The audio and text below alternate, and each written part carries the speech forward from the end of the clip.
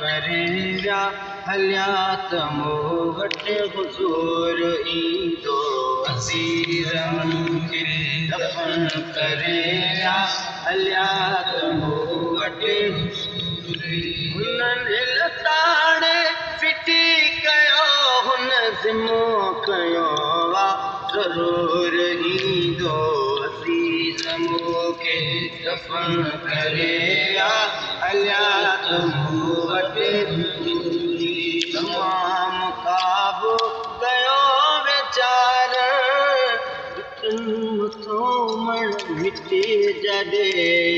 तमामु काबू कयो वीचार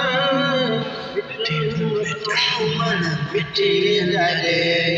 जॾहिं जनाज़ो लटे लहद में फरियाद वेही रुना सबे जॾहिं जनाज़ो लटे लहद में फरियाद वेही रुना सबे तके चांदनी कुल ख़बर ते चयूं लगे चांदनी कुल ख़बर ते पड़ोस मोटी नमूर ईंदो हिननि लताड़े फिटी कयो हुन ज़िमो कयो ज़रूर ईंदो अज़ीज़ मूंखे दफ़न करे विया हलिया त मूं वटि हुज़ूर याद पंहिंजा ग़रीब पर पोइ ख़बर हवाले कयूं हलिया विया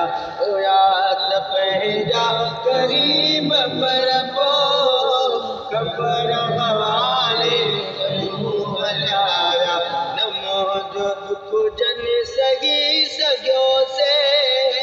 दुखनि जा ॾाजा ॾियूं हलिया विया न मुंहिंजो दुख जन सही सघियोसीं दुखनि जा ॾाजा ॾियूं हलिया विया न को बि कमु आहे इहो उते कमु मिठे मुहम्मद जो नूर ईंदो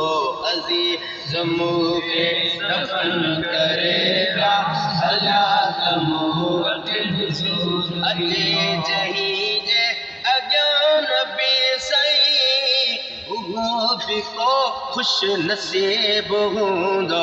अचे जहीं जे अॻियां नबी सईं उहो बि को ख़ुशि नसीब हूंदो मलाइक खणंदा क़दम न कोई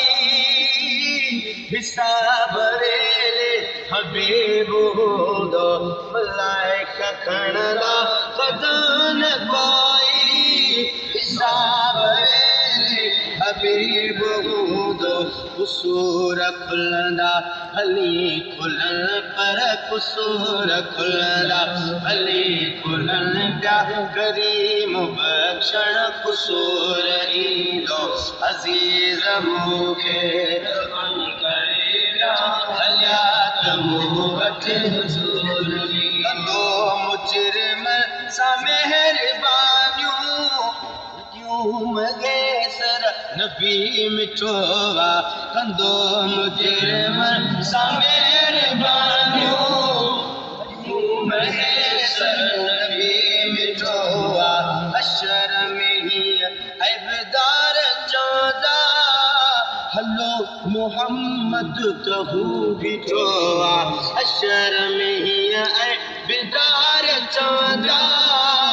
हलो मुहम्मद त हू बीठो आहे गुनाहगारनि गरीबड़नि खे गुनाहगारनि गरीबड़नि खे ॾिसण में दिलि पर न दूर ईंदो अज़ीज़ मूंखे दफ़न करे विया हलिया त मूं वटि हुज़ूर